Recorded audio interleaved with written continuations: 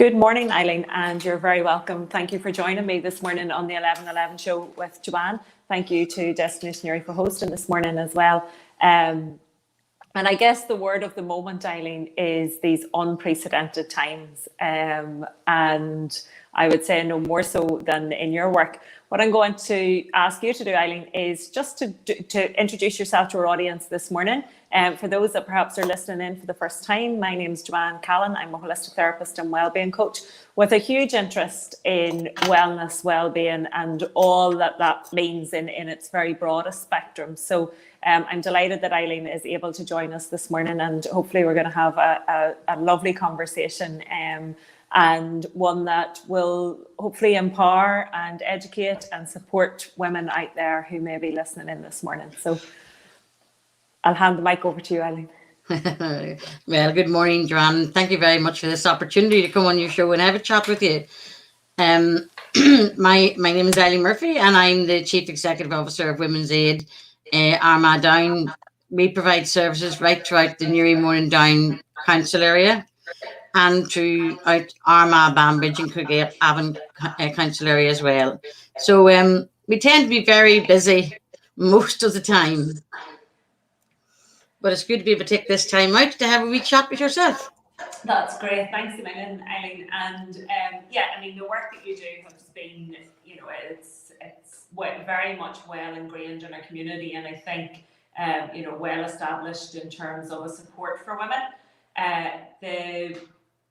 I guess for me at the moment, we're thankfully we're seeing more and more conversations coming out around how these times are unprecedented, and for anybody who is perhaps living in a situation where there is domestic abuse, that obviously those situations are heightened right now, and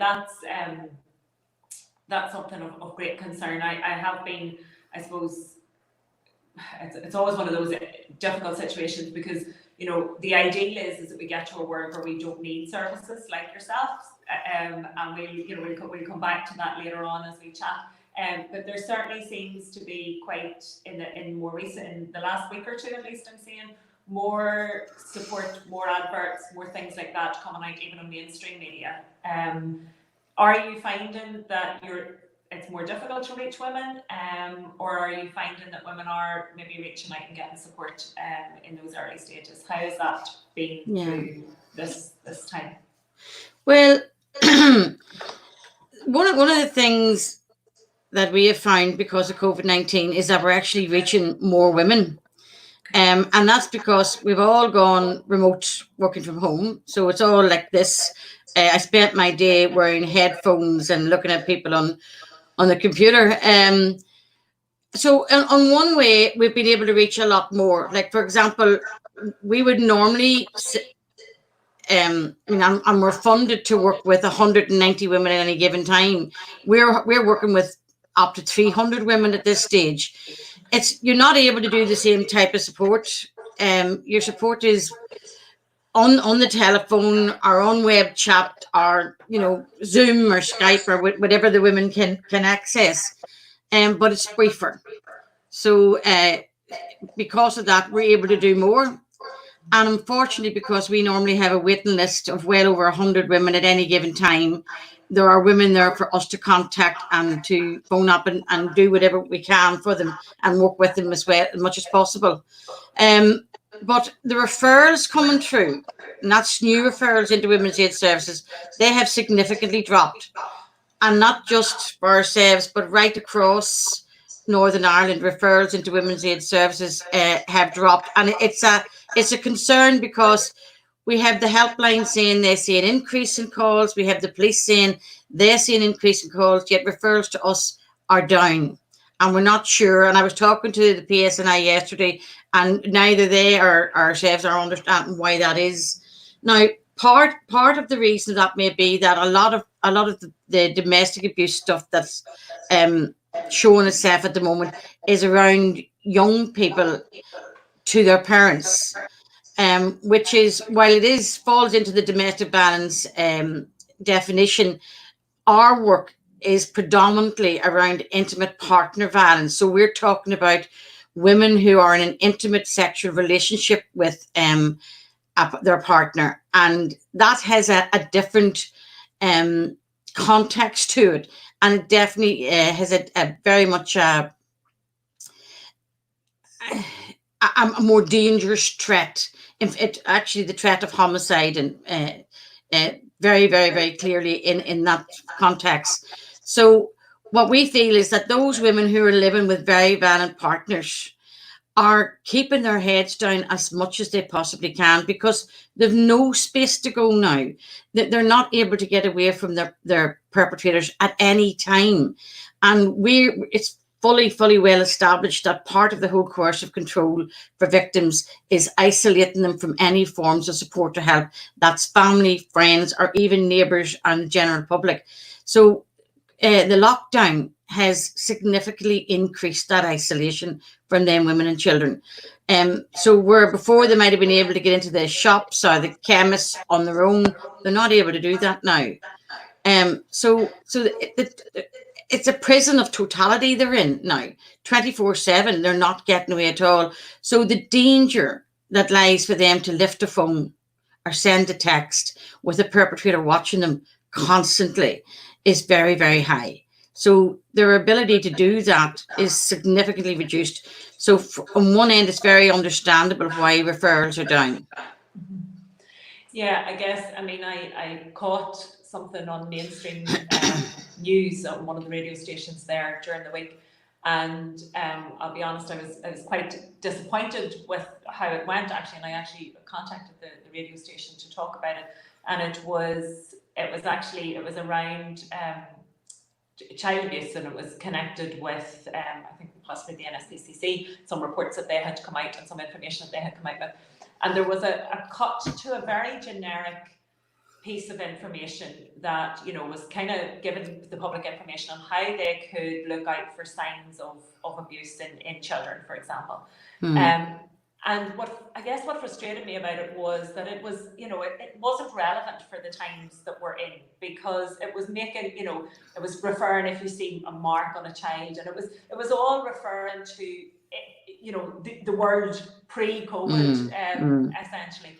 And it is, you know, and I appreciate the challenges that organisations have, but I'm kind of, you know, one of those people that believes that no information is better than wrong information, or information that actually can't be acted on, because you know, you had somebody who perhaps like myself was listening into that and thinking, okay, but I need to know what I can do today, and that might be limited, but it's nearly better for us to say, look, it's limited what we can do, but be alert, and you know, if you have concerns, because I think one of the things is that whilst a lot of this goes on obviously behind closed doors and abuse in general, and I think it's important to mention that obviously your work, or, you know, for me just to mention, is obviously your work is with women and children, and in that situation of an intimate relationship.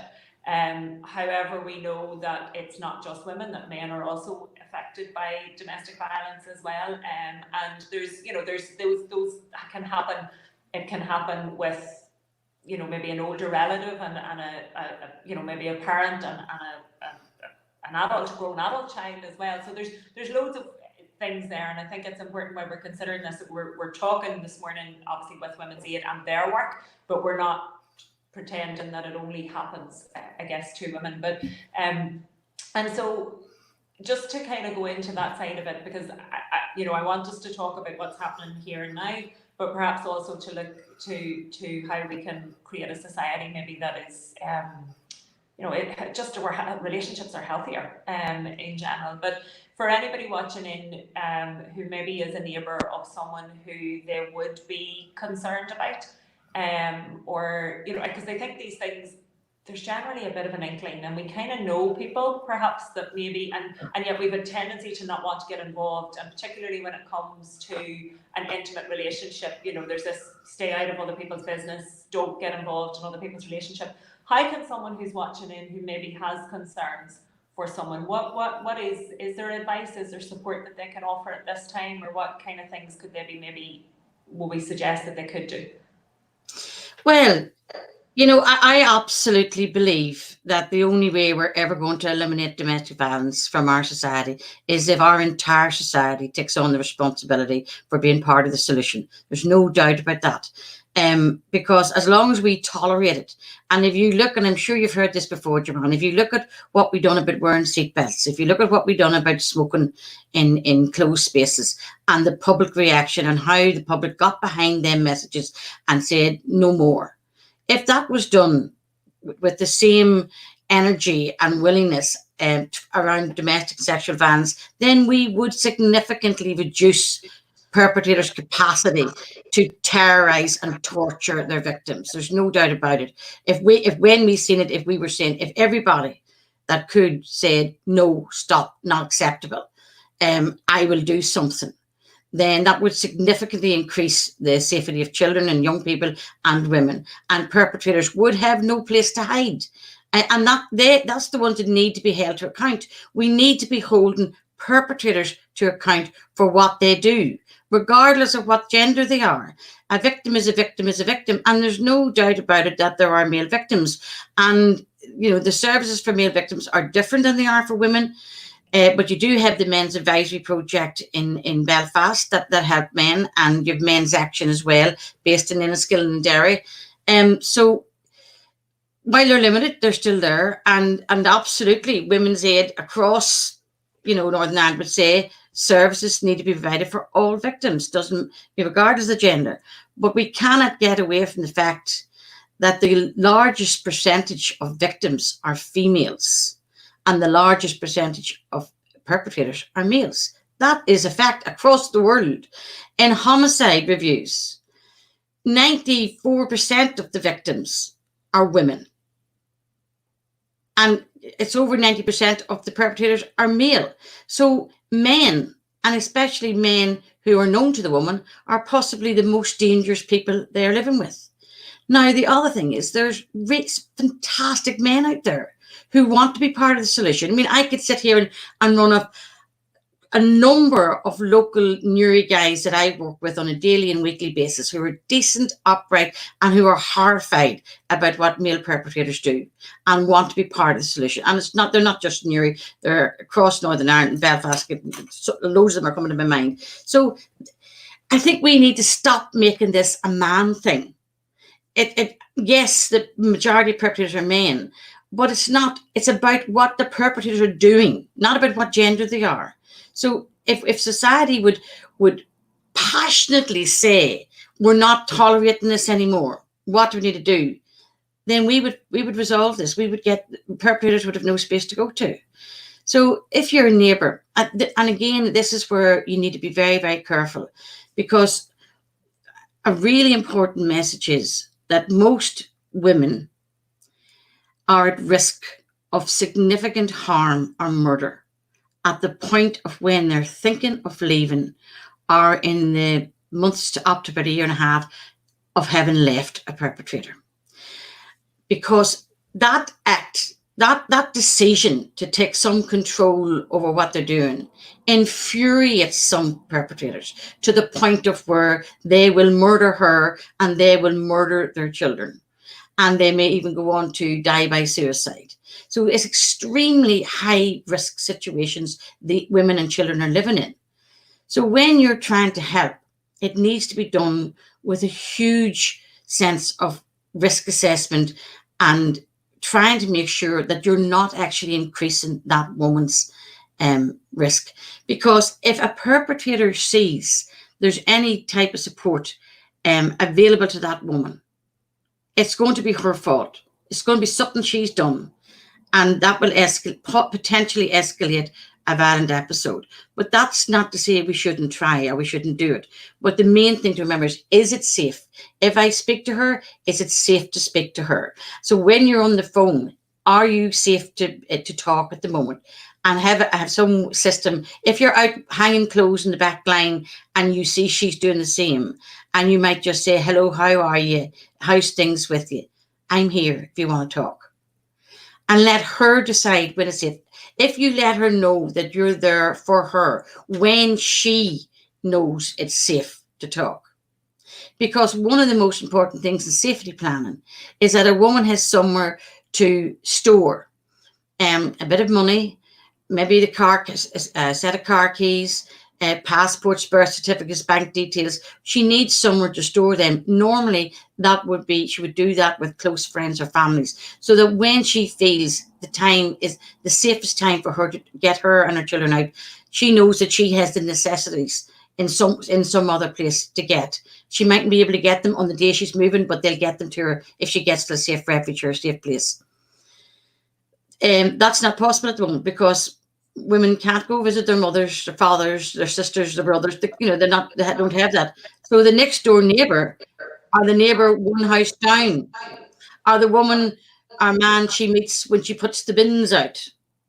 Opportunities that if you think something's wrong, the best thing to do is say, I'm here and I want to help. Please let me help if I can. Something very simple. If you need, and again, you need to look at the risk to yourself as well when you're offering help like that. So this needs to be done very, very carefully, but it's not to say that we shouldn't do it. Yeah, I think that's it's difficult to hear, and these are difficult conversations for all of us to hear. But I actually, that's the simplicity of that, because sometimes we don't know what to do, so we don't do anything. But simply saying, hello, I'm here. As you were talking there, I was thinking, yeah, that's just a reach out. That's like just sort of giving someone a hand that says, I'm here, and you need to take the next steps then. And that's the difficult part, because we can't do these things for other people. It has We can't to be fix done. them. No. We can't fix them, and we can't change it. It has to be done for them by themselves. And I suppose in emergency situations, obviously, then it is calling 999 if there's Absolutely. something that is really crucial and at its heightened point. And so, we're, I guess, recognising the difficulties that there are in terms of reaching people in new situations.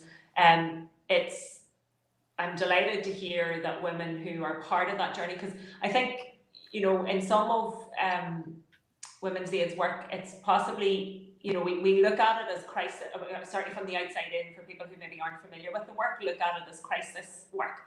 But you do a lot of work afterwards and for many years later with women. I'm delighted that when women are in safety, that then there are, there's now opportunities perhaps that wouldn't have been available pre this situation for them to access the support and the services that are offered.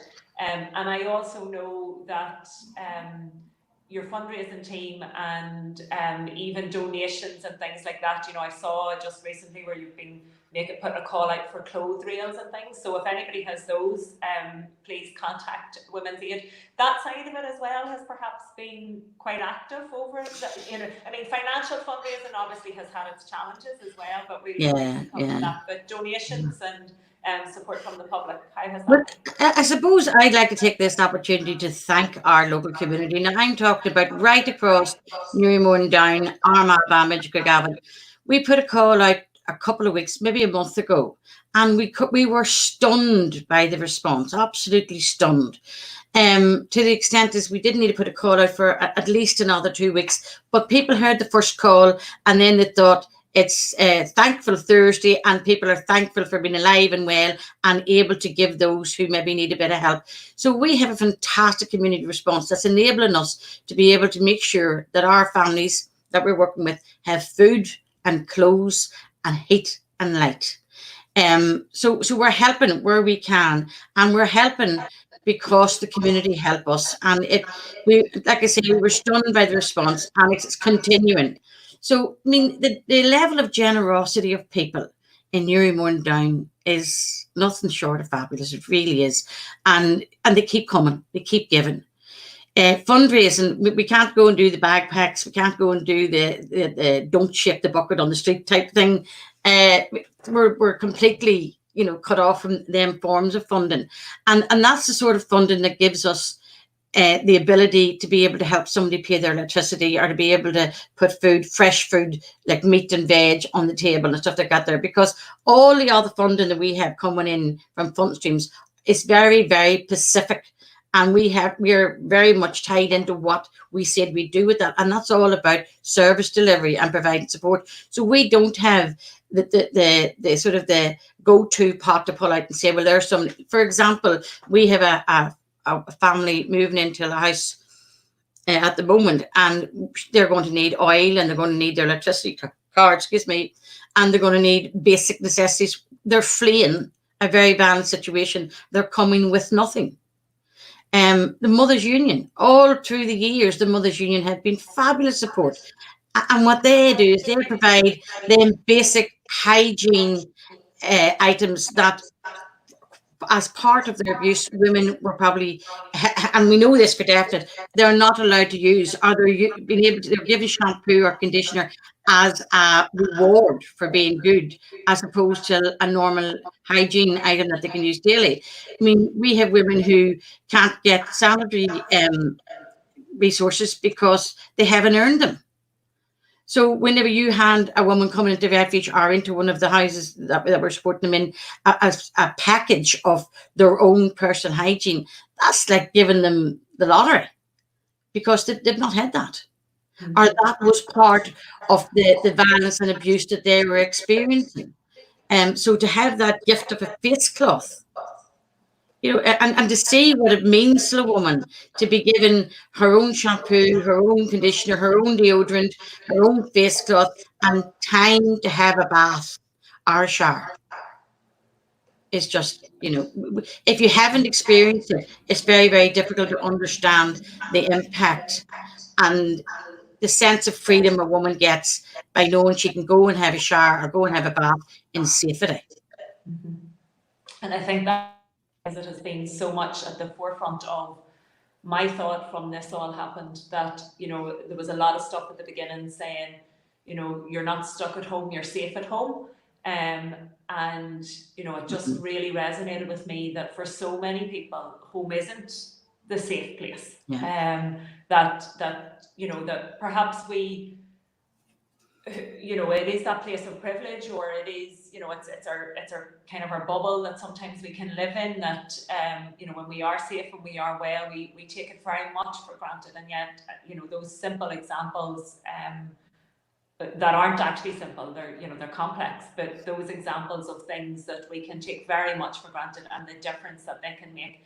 And again, it's important, even in my head, of differentiating, as you say, the funding that you get. And I know, having worked with funding applications and things before, how specific they are, and that they are for services and programs and all of that. But there's a huge space for practical intervention. The programs can come at another point, but the practical intervention is so vitally important at the point of change, and I guess ongoing as well. One of the pieces of work that, as I mentioned at the beginning, I mean, my vision would be a society where we don't need organisations like Women's Aid. Now, I'm we're willing to admit that that's a huge vision, and I think we're many years, and it may not even be experienced within our lifetime. But I think it's important that we hold a vision for that. And I'm a huge fan of prevention is better than cure, and absolutely. We know that we need to deal with perpetrators of domestic violence. And I know that you do an amazing program in schools that is about, because what we want is also a society without perpetrators. We just don't want a society where perpetrators are getting caught. The ideal for everybody is a society whereby we're able to have healthy relationships with ourselves and with other people. I'm a huge believer in the idea that it's. And this is not offering any excuse, and it's not offering a reason for anything. It's part of the bigger picture, that hurt people, and that we can continue those cycles of pain and hurt when we don't kind of deal with our own stuff. And we really have very little understanding or are taught very little about what it means to be in a healthy relationship, and particularly if a person has come perhaps from we tend to model our parents' relationships, so the relationships that we're most familiar with, and then we create a cycle of those types of behaviours. That school programme is an incredible one, and I know at the moment we're not in schools, but the work that's being done around that, can you share a little bit about the vision with Women's Aid around that and how that programme runs? Yeah, I mean, you're singing my song here, Joanne. Intervention and early intervention is essential. Getting in there before it reaches a point of crisis is so important. Unfortunately, that's a long-term program.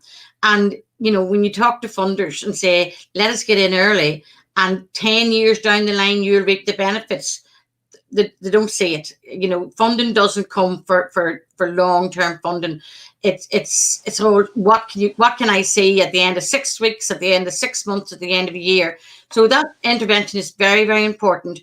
We are in schools, you're right, and we're in primary schools with the Helping Hands, and we're in the post-primary schools with the Heading for Healthy Relationships. But we're also fantastically delighted with the Education Authority, who fund us to train up the primary school teachers in Helping Hands. So we're training up hundreds of primary school teachers to deliver our program in their schools.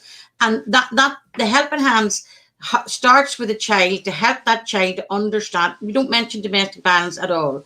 We mention about the right to be safe, and helping them understand that they have the right to be safe, the right to be heard. And working with that child and helping that child form the concept of a network of people who will be their help. And that's invaluable to young children. Mm-hmm. I mean, one of the stories that broke my heart way back whenever I started delivering the Helping Hands in schools, was a young boy. And when I asked him who had he got to talk to, the only being that child had felt that he could talk to was a horse in the field next door. There was nobody else. And after the program, we were in there for 6 weeks. And after I finished, I was saying to him about his helping hand and he says, well, I still have the horse, but now have you, Eileen. And I thought, broke the children. Children just wound me with their pain and suffering. in the Heading for Healthy Relationships that we're going in with into the post-primary. Again, I've done these for a number of years. We have real experts. We have the children and young people's team doing them now. And I'm too long in the tooth, too grey of hair to be doing them, because they don't actually understand my language anymore. I talk about the pictures and they look at me and thinking, pictures, what do you mean? I'm talking about cinematic, or whatever you call it now. So we have young, vibrant, energetic staff in with the children now, and they talk the same language and they understand it because it's changed. Social media, iPhones, smartphones. I mean, my grandchildren can use my phone and make it do things that I have no idea it could do. So when you're in talking to the young people now, you need to be able to talk their lingo and their ways of being. So we have very, very skilled children and young people staff in our team that are going into the schools, and they're helping teachers as well as the children. And they're talking about social media, and they're talking about how to keep safe. They're talking about digital safety, but they're also talking about what a relationship is, how you understand your relationship to be healthy or unhealthy. And that is vital, because we don't teach this. This should be part of the core curriculum for young people. How to relate to other people, how to recognize when your behavior, your attitude, your tone is abusive to another person, how to foster good relationships, how to foster good friendships. It's vital. It's not taught.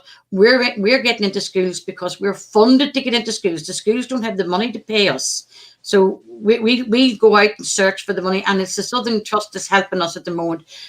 So Southern Health and Social Care Trust helps us to go into the schools to deliver these programs. And we just don't go into the schools. We go into the Magnet Centre in Newry. We go into youth clubs. We were out in Carnarvon with the youth groups out there. We go wherever the young people are, and then we can get in. And we start the conversations of what it is to be in a healthy relationship and to recognize the signs of an unhealthy relationship. And the feedback from that's fabulous. But also for both boys and girls, the shock when they start looking at this and start considering it. and the realization that what I was doing was not healthy. That was not a healthy thing to do. It's not healthy for them, and it's not healthy for the person they're doing it to. And generating them conversations, bringing that awareness into young people's lives, and hopefully it will go in and it will sink. And it's not just with each other, but it's when they go home to parents, when they go home with siblings, and in the general populace. If we learn how to have healthy relationships with each other, the world would be a much safer place. Absolutely. I mean, that totally ticks all of my boxes. And actually, one of the shows that I've planned next week is with an amazing teacher that I've worked with, and she does work around empowered relationships. So we'll be picking up on some of that next week. But that, I guess, that world now has changed so much.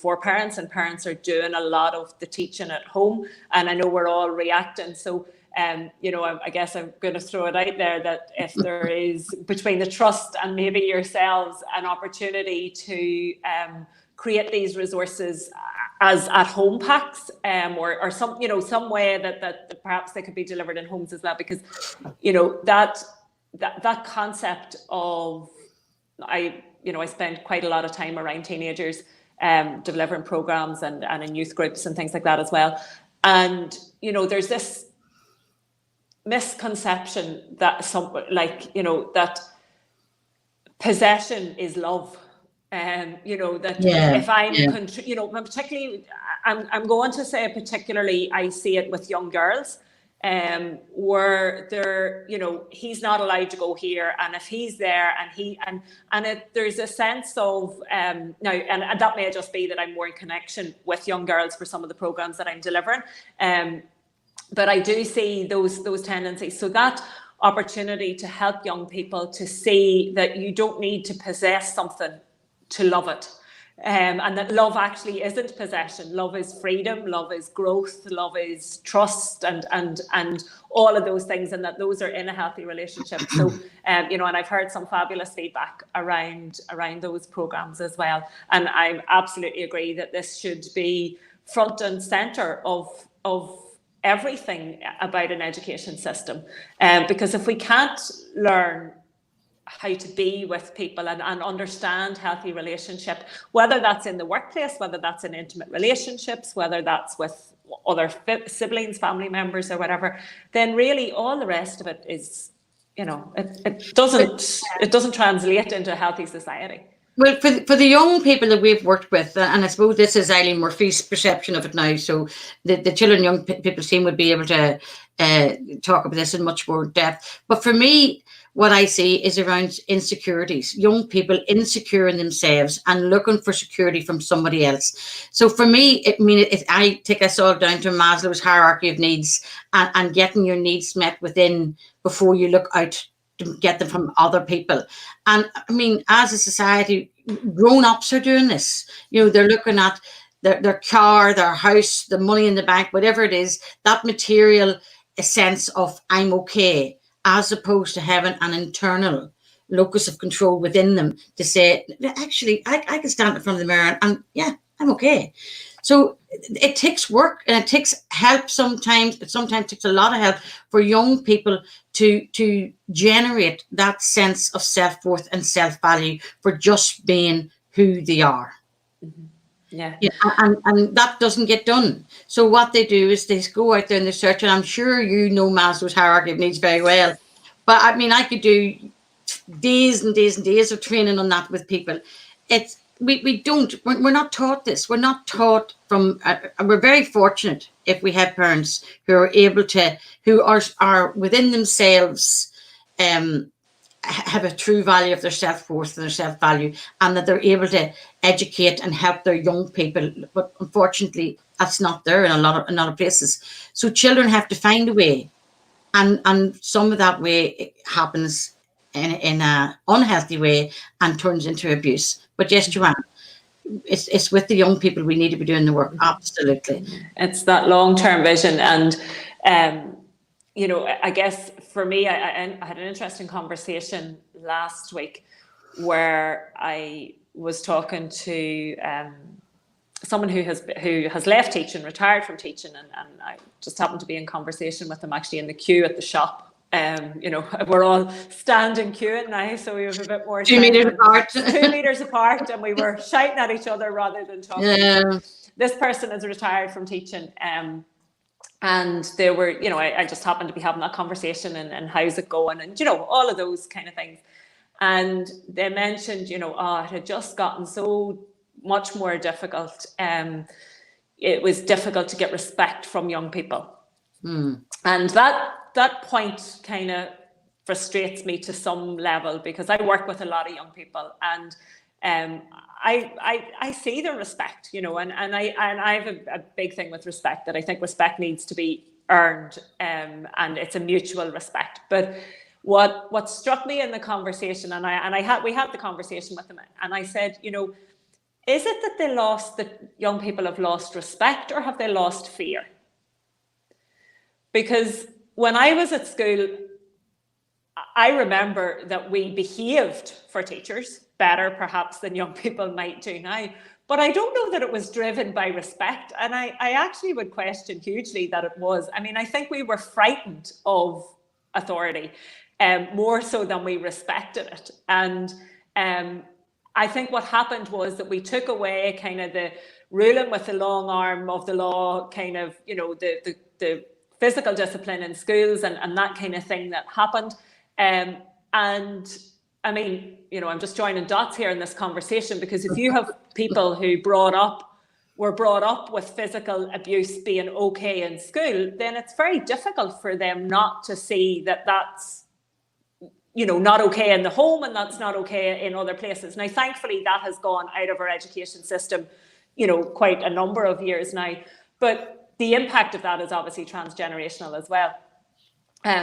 But, you know, and it was that interesting conversation. Was it that we lost fear, and actually, you know, as the adults around young people, we don't know how to get respect without harsh discipline? And are we confusing respect with fear and kind of discipline? And I don't think young people have lost the fear. I think they're probably more frightened now than ever they were. I think they're definitely more insecure, and I think their sense of identity is they struggle with it quite a bit, and they look to their peers for that, which is why peer groups are so important to young people. Yeah, I would say to you, I went to school and I done what the teacher told me, because if the teacher had to correct me and I got home, I got corrected again. You were never asked why did the teacher do that. You were chastised for the teacher having to do it to you. Mm-hmm. So, you know, you didn't have that sense of. Now, I'm not saying I didn't respect my teachers, but I don't think I toed the line because it was respectful. I toed the line because not to do so meant that you're in serious trouble. Look, these conversations, I think, need to be happening with young people. One of my daughters went to Scotland to go to university, and she's now a social worker. But as she was learning psychology and trying to get into the field of social work, she was a volunteer with a local voluntary group in Dundee, and they went around in the evening. Among them were qualified people, but they were trained to work with young people, and they went around and they just got talking to the young people in the streets of Dundee, and the work the way they were able to do, and the respect that they generated. Now, these were young people talking to young people, but they were the right young people talking to them young people. And they were skilled and they were trained. And I think that's where the conversations need to happen. There's no point me, 60-something plus, going and telling a young person what they should or shouldn't be doing. This is why I don't do the schoolwork anymore. This is why we send out those fantastic children and young people. And just, Joanne, to let you know, our children and young people team are contacting children at home. They are doing them work. So we are trying to do the helping hands with the families that we know. And we're using this time to create different programs in different ways of connecting to young people. But yes, the work's there to be done. There's no doubt about it. But it needs to be the right people that are doing it. Absolutely. And just interesting when you're saying that, the helping hands work. I mean, and you mentioned at the beginning what we did with smoking, and even smoking in closed spaces. I remember back at school being, you know, a member of the Smoke Busters team. And, you know, and coming home with stickers and things. And no, I don't think there was any smokers at home, but there certainly would have been smokers calling to our home, you know, friends of my parents and different people like that. And I remember an aunt coming to stay. She was coming home on her holidays, and she was a smoker, and she used to smoke at home. And I, in my wisdom, she was sharing my bedroom, and I decided that I would perhaps be the activist then. I'm laughing as I'm recalling this. And I stuck the Smoke Busters poster and sign on the bedroom door. And so, you know, for me, the pathway to change is always with our young people. And in how we create, you know, we look at recycling, we look at all of those movements. They have come from our young people into our home. And I appreciate that there are different, you know, different sets of circumstances and different things to be considered when it comes to domestic violence and relationships and that whole thing, because it is such a complex area and field for us. And, you know, a lot of my hope also comes from, you know, new work that's being done around attachment parenting in the very, very early years. And there's so much being done around that to support a different model of discipline within homes and things as well. Because I think all of these lead, you know, they're all like they're all parts of the foundations, they're all parts of the building blocks to how we develop healthy relationships. And, you know, a lot of the things that I see, I do a lot, you know, I'm very passionate about early intervention and early support, you know, antenatally and all of that, and how we attachment parenting styles. And, you know, even sometimes when we look at some of the socially accepted norms around how babies are cared for and you know, how we establish routines and all of those things. And again, I'm hugely grateful and thankful that those things are changing. Because I've often seen the comparisons done between, you know, some of those approaches, cry it out theories, things like that, comparing that to how that would not be okay with an adult. We wouldn't say that was okay, and yet we're doing it with our tiniest, most vulnerable. But there's a lot of work being done around that. And I know our Sure Start projects and things like that are really looking at nurturing and all of those. So I think for me, those are the foundations to change within the future, really. Well, I mean, there's layers upon layers upon layers of age groups that you can work with here and different types of people. I think for me, I'm not an expert in any of that.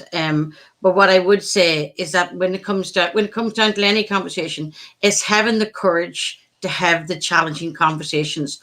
But you must have the courage. If you have that courage, you must ensure that you're in a safe space and that you're not increasing the risk to people by having them conversations. Absolutely. Too often we hear women being held to blame for not doing good enough parenting. But what the parenting they are doing is done under extreme circumstances. I say the courage that women say, and I've seen it with my own eyes, the courage that women have to continue being the best parent they can be in extreme, in situations where I call terrorizing. Terrorized at home, traumatic victims who are traumatized. But I'm talking about, you're looking at all the adverse childhood experiences here, all the ACEs that they talk about. I mean, we've been seeing these for years and years and years, and we've been saying to those who will listen and to those who don't want to listen, this mother has done fantastic work given the conditions and the environment she was living in. So I'm really, really concerned about us holding mothers and fathers, you know, up to you know, account. We need to look at what resources they have, what poverty situation they're living in, you know, doing the best you possibly can in the circumstances. And I think it's, you know, it's great to have attachment. I mean, I know all about attachment theories and all that stuff, and they're all great. But when it comes down to the day to day, the minute to minute, parents must be losing their mind at the moment, being at home 24/7 with a whole, trying to keep their children. I don't know how they're doing it. I'm very grateful. I'm out of that category. So, I mean, I'm hearing my own children talking about teaching their children and keeping them amused. And I think, I don't know how you're doing it. I really don't. And, you know, to be able to survive that situation takes somebody to help you. You know, if you've two good parents are doing that work together, then the chances that somebody's mental health isn't going to go down into the bucket is much better increased. If you're a parent trying to do all of that on your own, if you're shut up in a house with 3, 4, 5 children, and you're trying to get, which is what the women that we're helping quite often are in that situation. I mean, she's trying to do this I don't know how they aren't going at the end of the day and lifting a bottle of something and conking out, because it must take extreme courage and energy to do that on a daily basis, and with no end sight in place. Yeah. So, I think it's be careful around. Absolutely, there's work to be done, Joanne. And again, we need to make sure it's the right people that's doing this work, and the conversations are being held in the right way in a safe space. Absolutely. And as I said, I think that's where, in the bigger picture, as I said, the organisations like Home Start, Sure Start, are offering, there's an amazing sort of space there. One of the quotes that I absolutely love, and I use it with parents a lot, is we do the Maya Angelou one. Now I change it a little bit, but it's the Maya Angelou one: do what you can until you know better, and when you know better, do better. And I often change that to do what you can until you can do different, and when you can do different, do different. Because our best, and it resonated with me there when you were saying it, my best today may be very different than my best tomorrow. And if I can only do what I can do today, and if I can do different tomorrow, then I try to do different, because I am a huge believer that each of us do the best that we can in any given moment. And that, and that particularly women in situations that you're talking about are doing the absolute best that they can. And we as a society have a responsibility to support and to be there for the betterment of our society as a whole, and that we can look at that much, the bigger picture. Right now, we're in as I said, the word at the moment appears to be unprecedented times, and I don't know, and even when those situations that we're talking about, for a lot of people where there is, it is a healthy home environment, there is so much going on. So we can only imagine then how, when that increases to another level, that it's not. But I guess in my referencing, I suppose, to the attachment parent and then those sides of things, for me, it was looking at kind of, a longer term strategy, that if we can look at the bigger picture,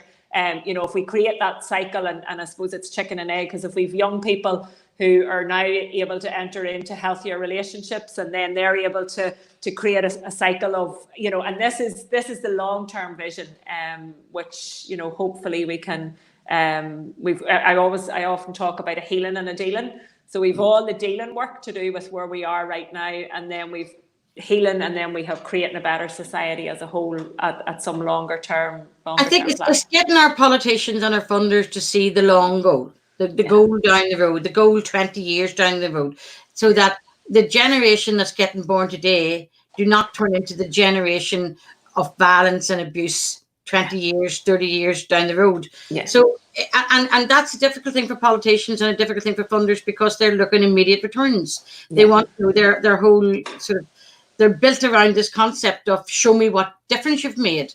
And if somebody asks me again, well, can you not be more innovative? I'm thinking, innovative, everything we do, and if we have done has been innovative. Innovative, absolutely. Yeah. So, and it's it's absolutely it's a complex problem. Fund what works, keep funding what works, what's proven itself. And yes, the courageous conversations, I think we can all be part of that, and make sure they're happening in safe places with the right people.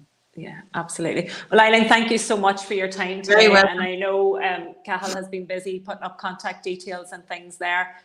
We'll add some more links into the comment section on this video as well, so that can be linked by anybody who may happen to be watching in. Can I ask you there's one thing I wanted to mention to you, which you didn't Absolutely. do. The silent solution. If a victim is phoning up and needs help, if they phone 999, but they can't talk, they're not able to talk, they'll be found or put them in danger if they speak. All they have to do is to dial 55. Once the operator answers, if they push the button 5 and 5 again, the operator knows now that it's an emergency and will get the police out to them. So it's called the silent solution. People can look it up on the website. We have it on our website. We have it on our Facebook. We have it on our Twitter and all that. So, but it's there for those who need to make the call but can't make a noise. 999 and then 55. 5. Okay.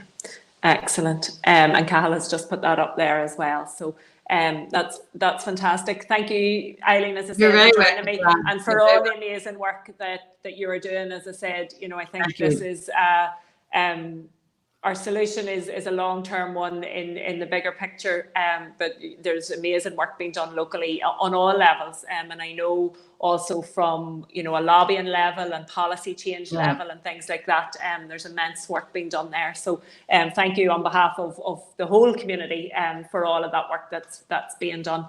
And enjoy the rest of your day, and I'm sure we'll touch base soon. Thank you to anybody for watching in. If you are watching in, and you know, please give this a share, because the reality is that we don't know who needs to listen and we don't know who needs to watch. And the beauty is that even if people aren't listening in, they can get some of the information from the stuff that's going across on the ticker board there. So please do share the video far and wide, and we'll hopefully get some information there. Thank you, Francine, there for your comments. And I look forward to connecting with you on Monday, where I will be exploring a little bit more around healthy relationships with an incredible teacher of mine. So I'm looking forward to that. Thanks a million, everybody, and take care. Have a lovely day. Okay, goodbye, Joanne. Thank you.